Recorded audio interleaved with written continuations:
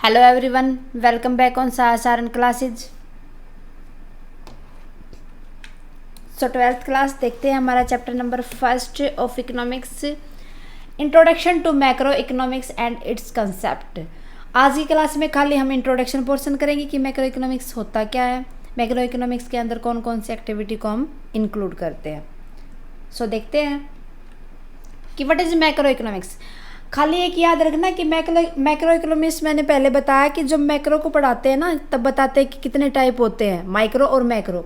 Micro क्या बताता है, इंडिविजुअल स्टडी करवाता है, और मैक्रो क्या, जो एज ए होल्ड हमारी इकोनॉमी को पूरा वर्ल्ड मान के चलते हैं, उसी हिसाब से हम क्या करते हैं, उसकी स्टडी करते हैं।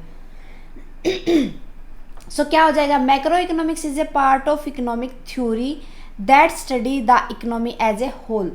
हम किस तरीके से देखते हैं इकोनॉमी को कि ये पूरा की पूरी इसके ऊपर किस तरीके से इफेक्ट पड़ेगा, जो आउटर फैक्टर होते हैं उनका भी, इंटरनल फैक्टर होते हैं उनका भी। क्या देख के चलते हैं, और कि नेशनल इनकम की टोटल इनकम कितनी है हमारी कंट्री की, जिससे हमारी इकोनॉमिक डेवलप हो सके। एग्रीगेट एम्प्लॉयमेंट कितना है, कि हमारे देश के अंदर कितने लोग काम कर रहे हैं और बाहर कितने काम कर रहे हैं अदर कंट्री के अंदर। सो एग्रीगेट एम्प्लॉयमेंट क्या बताता है कि कितने लोग अंगेज्ड हैं किसी भी एक्टिविटी में। जनरल प्राइस लेवल, कि किसी भी गुड्स का क्या प्राइस अलग है या सेम है, कहीं ऐसा तो नहीं कि कहीं पे कितना ही प्राइस है कहीं पर कितना ही प्राइस है। एग्रीगेट कंजप्शन, कि टोटली कितनी चीज़ें यूज़ की जाती है, उपभोग की जाती है किसी भी कस्टमर के द्वारा। वो हो सकता है कि एक्सपोर्ट के द्वारा भी और इम्पोर्ट दोनों को मिलाकर देखा जाए। एग्रीगेट इन्वेस्टमेंट, की टोटल हमने इन्वेस्टमेंट कितनी की है, कि हमारी इकोनॉमी के अंदर कितनी इन्वेस्टमेंट की है और हमने बाहर कितनी की है, अदर कंट्री के अंदर कितना इन्वेस्ट किया है।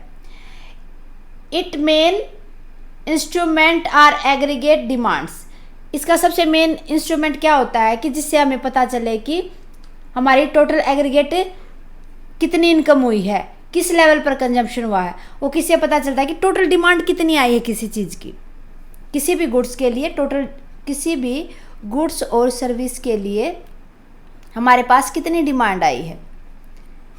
Is that clear. फिर क्या देखते हैं, जितनी डिमांड आई थी हमने उसके ऊपर कितना सप्लाई किया था, कि जो डिमांड आई थी उसके लिए हम कितना सप्लाई किया था। इसीलिए क्या कहते हैं कि जो मैक्रो इकोनॉमिक्स होता है, क्या भी बोलते हैं उसको, इनकम थ्योरी बोलते हैं, कि टोटल इनकम कितनी हुई है। एम्प्लॉयमेंट थ्योरी मीन्स कि टोटल लोगों को कितना रोजगार मिला है, कहीं बेरोजगारी ज़्यादा तो नहीं है। Is that clear. So meaning clear है कि मैक्रो इकोनॉमिक्स क्या होता है, कि हमारी एक इकोनॉमिक्स को एज ए होल मानकर स्टडी करते हैं, कि ये नहीं कि एक फैक्टर के बारे में पढ़ेंगे, नहीं, मैक्रो के अंदर जितने भी उसको इफेक्ट करते हैं ना, हमारी एक इकोनॉमी को जितने भी पार्ट इफेक्ट करते हैं उन सब के बारे में हम स्टडी करते हैं। इसीलिए क्या देखते हैं कि हमारी इकोनॉमी के अंदर कितना पैसा आया है और इकोनॉमी के अंदर कितने लोग रोजगार पे और कितने बेरोजगार है। इसीलिए इसको क्या भी कहा जाता है, income theory and employment theory. Is that clear.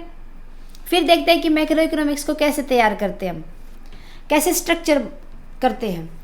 Macro economics is concern, किस चीज़ में कंसर्न होती है, लगी होती है विद इकोनॉमिक प्रॉब्लम, कि जो हमारी एक डोमेस्टिक प्रॉब्लम होती है at the level of an economic as a whole, जिसके ऊपर कौन सी प्रॉब्लम जो किससे अफेक्टेड हो, जितनी भी अदर कंट्री होती हैं उससे, और जितनी भी जिस इकोनॉमी के बारे में हम बात कर रहे हैं वो पूरी। Structure of macro economic implies study of different sector of the economics. जब हम स्ट्रक्चर तैयार करते हैं ना मैक्रो इकोनॉमिक्स का, कि एज ए होल उसकी स्टडी करते हैं, तो क्या देखते हैं, अलग अलग सेक्टर की अलग अलग हम स्टडी करते हैं, जिससे हमें अलग अलग सेक्टर का पता होने के बाद हमारी इकोनॉमी का पता चल जाता है कि वो डेवलप्ड है या डेवलपिंग है या undeveloped. Is that clear. So अब देखते हैं कि कौन कौन से फैक्टर इसको अफेक्ट करके चलते हैं हमारी मैक्रो इकोनॉमिक्स को। जब हम क्या करते हैं, स्टडी करते हैं मैक्रो इकोनॉमिक्स की, तो किन किन फैक्टर के ऊपर डिपेंड होकर करते हैं। प्रोड्यूसर फैक्टर, कि प्रोड्यूसर सेक्टर कौन सा होता है, कि जिसके अंदर हम देखते हैं कि कितनी गुड्स बनी है और कितने गुड्स सर्विसेज जिनको हम लोगों के सामने रख सके, कितनी तैयार की गई है। Producer sector engaged in the production of goods and services, कि जो प्रोड्यूसर सेक्टर होता है वो क्या किन चीज़ में लगा होता है, किसी भी वस्तु और सेवाओं को बनाने में। सो पहले उसकी स्टडी करते हैं हम, उसके बाद क्या देखते हैं, household sector engaged in consumption of goods and services, कि जो प्रोड्यूसर ने गुड्स और सर्विसेज बनाई हैं, क्या उनको यूज़ करने वाले बंदे कितने हैं, क्या उनकी जो एक्चुअल में वांट हैं वो कंप्लीट सेटिस्फाइड हो रही हैं या नहीं हो रही है, फिर उसके बारे में स्टडी करेंगे।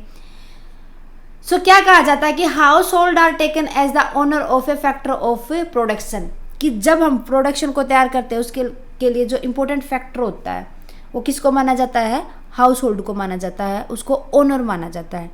कि जब हमारे पास कस्टमर नहीं होंगे तो हमारी किसी भी गुड्स और सर्विसेज का बनाने का फ़ायदा क्या। Is that clear. फिर आता है कि government sector engaged in activity like taxation and subsidies, कि गवर्नमेंट सेक्टर को देखते हैं कि कितना, कि कौन कौन बंदा कितना टैक्स पे कर रहा है। टैक्स गवर्नमेंट लेती है हमारे से, क्योंकि गवर्नमेंट का इनकम का सोर्सेज तो ओनली टैक्स ही होता है, और सब्सिडीज देती है गवर्नमेंट। Is that clear. फिर इनके ऊपर क्या करेंगे, इनकी स्टडी करेंगे। आगे आता है rest of world sector engaged in export and import. फिर देखेंगे कि हमारी इकोनॉमी के अंदर कितना तो एक्सपोर्ट हुआ है, कितनी चीज़ें आई हैं, कितनी चीज़ें गई हैं, कितनी चीज़ें गई हैं हमारे देश से और कितनी चीज़ें इंपोर्ट की हमने खरीदी है बाहर से, अदर कंट्री से। Is that clear. फिर लास्ट आता है फैक्टर जिसको हम स्टडी करते हैं कि हमारी इकोनॉमी के अंदर कहाँ से पैसा आया और हमने कहाँ किसको कितना पैसा दिया है। Financial sector engaged in activity of borrowing and lending, किसके अंदर एंगेज्ड होता है कि हमारे देश के अंदर, हमारी कंट्री के अंदर, जिससे हमारी इकोनॉमी के ऊपर इफेक्ट पड़ता है, कितना पैसा आया और कितना हमने बाहर दिया है। सो होप आपको पता चला होगा कि मैक्रो इकोनॉमिक्स होता क्या है और उसको स्ट्रक्चर कैसे करते हैं। सो आज के लिए इतना ही स्टूडेंट्स, आगे का पोर्शन करेंगे नेक्स्ट क्लास के अंदर। एक बार इसको फिर से रिपीट करना ताकि साथ के साथ चीज़ें क्लियर होती रहे, क्योंकि हमारा फर्स्ट टर्म का पेपर टोटली MCQ बेस आना है और MCQ के लिए हमें हमारे कंसेप्ट क्लियर होना बहुत ज़रूरी है। सो उम्मीद है कि आप पढ़ोगे। मिलते हैं नेक्स्ट क्लास में नेक्स्ट टॉपिक के साथ, तब तक के लिए बाय। सो स्टूडेंट्स, हमारी क्लासेस को देखने के लिए thank you very much. Please student हमारे चैनल को ज़्यादा से ज़्यादा शेयर करें एंड सब्सक्राइब करें, ताकि जिस तरीके से आपको क्लासेस मिल रही हैं अदर स्टूडेंट्स को भी मिल सके। अगर आपकी कोई क्यूरी है स्टूडेंट्स हो, प्लीज़ आप उसको कमेंट बॉक्स में लिखें। जितना जल्दी पॉसिबल होगा मैं आपको सॉल्यूशन उसका ज़रूर से ज़रूर दूंगी। So thank you very much. मिलते हैं नेक्स्ट क्लास में।